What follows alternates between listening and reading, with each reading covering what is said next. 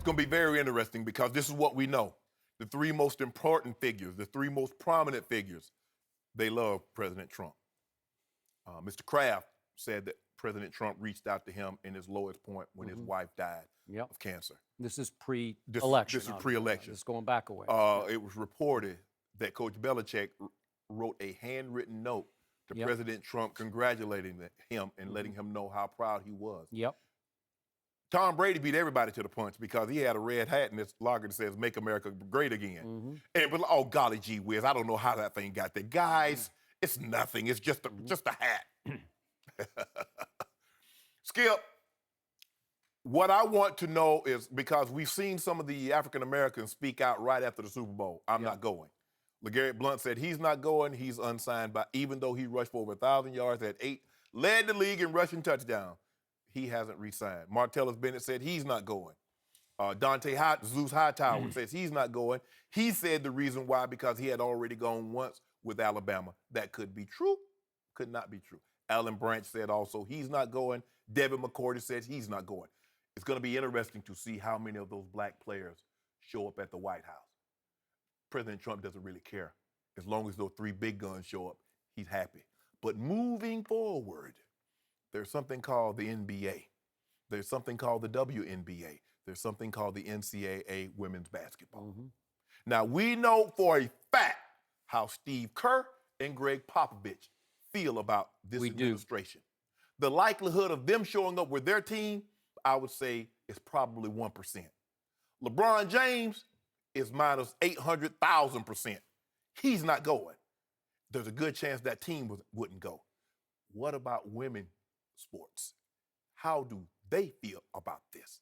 Is it just going to be a situation where you get the Patriots, you get maybe hockey, certain baseball teams, Latin players? Are you going to go? Because here's the thing, but this is what we do know for sure. Tom Brady will have he will have no conflicts. There'll be nothing on his schedule that says he can't make an appearance. I don't have a problem with it. You go, you go. I never went. But it wasn't because President Clinton, it wasn't because of George W. Bush, it was because I was training. And I wasn't missing anything. It wasn't. So you said, I'm not going to go to the White House because I'm training. On a weekday? You better have that thing on a weekend. And then I would think about it. But I'm not missing a training session to go see nobody. There was nobody when I was playing that important. Okay, maybe they told me God was at the Coliseum. I'd have went down there and saw him. Other than that, Skip, I was not leaving Atlanta, Georgia to go see no man or woman. So, Tom Brady, you not showing up, you go and have at it. But you made it political, because we've seen some of the Boston Bruins said, Tim Thomas says, I'm not going because. So do it that way as you may. And by the way, Chris Long, I think, has said publicly he will not go. No. Now a former Patriot, but he was on the Super Bowl team. Chris is very socially conscious. He's doing this thing with clean water, bringing a lot of clean water to the country of Africa and certain I don't know how do you say it. It's the continent of Africa, but there's a lot of what are they, like Ghana and different places in Africa. He's very conscious. He's very socially conscious. He's very abreast of what's going on, not only abroad, but here in America. And although Chris Long, and I'm not speaking for him, but just knowing his dad and reading his tweets, I follow him, he understands. He understands that this probably would be looked at, if he were to go, as a representation that he believes in what this man is saying, and it's a representation. And Chris is that this is not a representation of who I am. I got you. So my step back view of this is still America. And every individual has the right to say, I'm going or I'm not going for whatever reason. It could be political, it could be personal, it could be I'm going to train, right? And Mr. Kraft has pointed out that they've done this 4 previous times, and that a number of players each time chose not to go for whatever reasons. Maybe political, maybe personal, maybe scheduling, whatever. How many of the previous times, in the first 3, how many times did Brady show up? The 4th, we know he didn't show up. So if he goes the previous 3, he misses the 4th and goes the 5th, what are you to think, Skip? Okay, I'll tell you what I think about that. But remember, Mr. Kraft's point was nobody focused on how many players didn't go. They just took the photo op as it was and said, oh, the Patriots went to the White House. And nobody tried to parse the reasons for, oh, he didn't go. Nobody seemed to care or notice that I don't know if it was 10 or 12 or 15 players did not show up. But now, new age, new president, new dilemma, new conflict. So I get it. I get the focus. And what I'm curious about is, I'm not sure how many are going to show up. Like you said, Mr. Kraft has a long-running friendship with Donald Trump predating the election. Yep. So does he feel obligated to go out of friendship? Sure, whatever. That's his right. Yep. Okay, so if he goes, and let's say Tom Brady does go, and then after that, how many players are going to go? I don't know. Could it be 4? Could it be 5? Could it be 12? Will it be a bad look for all involved? Not only New England, but the regime in the White House? Sure, it could be a bad look. What if the majority of them that show up are white players and you have one black? Could be all, could be none. I don't know. It could be bad. This is the one team, I will suggest to you, has a strong enough infrastructure that they can survive this kind of a conflict, right?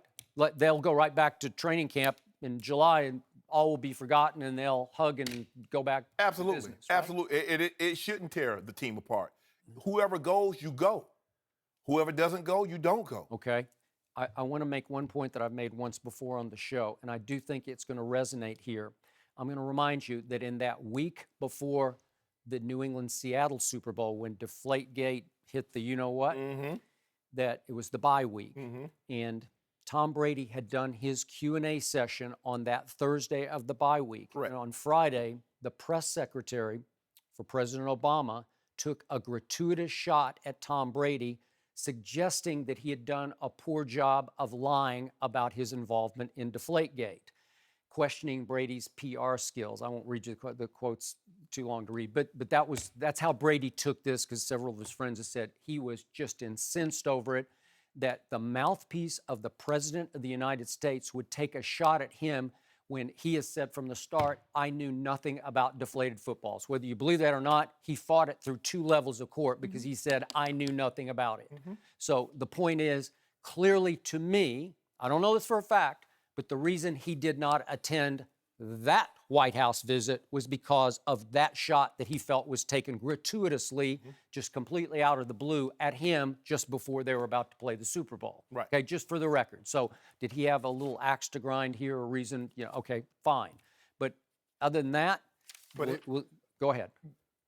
Mr. Kraft saying nobody cared, but when the most visible players doesn't show up, that's what gets people attention. If let's just say, for the sake of argument, the Carolina Panthers win the Super Bowl in the next 2 years. Sure. And Cam Newton doesn't show up. You don't think that's going to generate something as opposed to the long snapper or the punt returner? Of course. Well, let's just do this one. If no black player shows up, that will resonate. Skip, I want to see the basketball. I want to see the basketball champion. I want to see who goes. That's what and I want to see the women. I want to see the women. Okay. I'm with you. I agree. I'm not sure how it will play out. There could be some black players, male or female, who would say in the end, I'm just throwing this out as a possibility, that they love their country enough, they're just going to go to the White House, regardless of whether they believe in the man who's running the show right now. It's possible. You know what's going to end up happening? I believe will end up happening?